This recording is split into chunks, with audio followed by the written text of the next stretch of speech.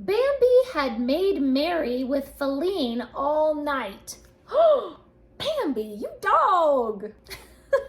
That's really terrible. Okay then. Hi, I'm Kaylee, and today I'm going to give you my review of Bambi by Felix Salten.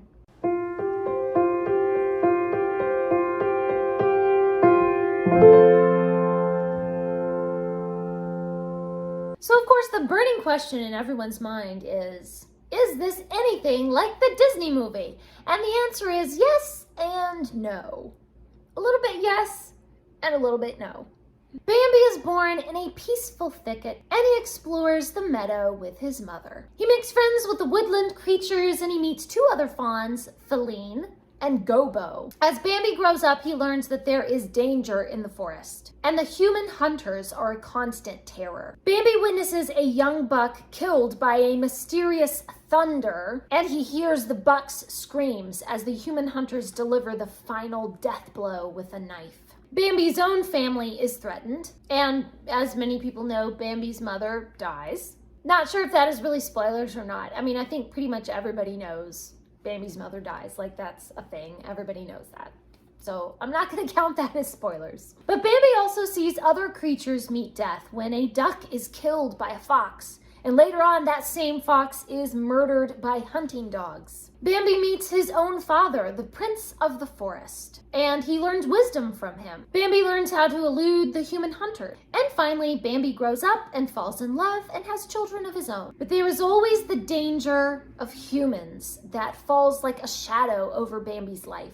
But somehow, life goes on. The writing style is excellent. You can really feel the terror and the grief and the joy and the delight in every scene. Bambi has these moments of pure happiness when he feels the warmth of the sunshine, or he just feels the strength running through his young limbs. But there are also moments of shock and grief when one of his friends dies. The writing is just so extremely powerful, and you feel all of these things right along with Bambi. There is a lot of death in this book. It's not really a book for children, unless you wanted to use this to talk to your children about life and death and grieving and loss, and having the courage to face danger and grief. At times the violence is sort of graphic. There are descriptions of wounds and blood and like entrails hanging out and nasty stuff. And when the deer scent a human and they run away, I mean, there is this crushing atmosphere of terror. I would not be surprised if this book gave children nightmares, because it's really just that powerful of writing. And it can be terrifying. At one point, Bambi is so overwhelmed with grief that he wants to hide himself in the thickest part of the forest and never come out. But he is inspired with courage from his father, the old prince. There's a quote from the book that says, "Yes, life was difficult and full of danger, but come what might, he would learn to bear it all." There are several really tender scenes with the old prince and young Bambi, and just these beautiful lessons and life teachings that he teaches to Bambi. There is a real love and trust between father and son that is just wonderful to read about. And there is this one scene where Bambi's mother teaches him to play, and they chase each other playfully around the meadow. It's just such a delight. You can really feel this deep felicity and trust and love between Bambi and his mother. There is this complete safety in their relationship. So comparing it to the Disney movie, there is no Thumper and there's no little skunk named Flower. We do meet a Mr. Hare.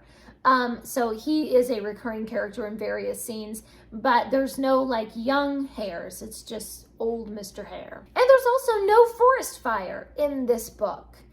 That there was in the movie. And of course there are some additional characters, like there is a squirrel, there is an owl that Bambi sort of befriends, and there is Feline's twin brother, Gobo. The part of the story where Bambi falls in love with Feline is completely adorable. They are just totally wrapped up in each other and they ignore everyone else. However, I wish that Feline's character was a little more fleshed out. There was so much potential there, especially in her relationships with Bambi and her brother Gobo, but we just don't get to hear very much dialogue from her. Gobo's storyline is especially tragic and interesting.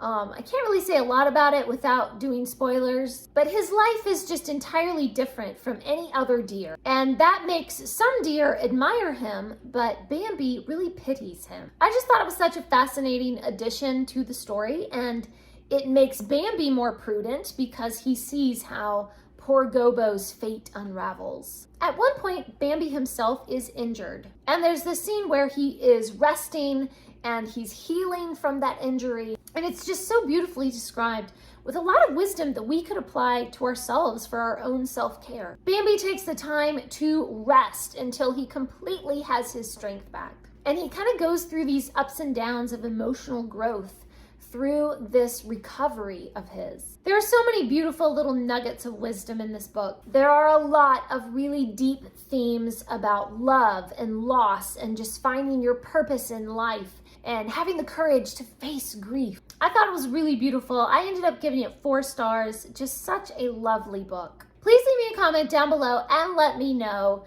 do you prefer the book or the movie? I have to say, I think I sort of prefer the movie because there's a lot less graphic violence. Thanks for watching. Please subscribe and remember, the right book in the right hands at the right time can change the world.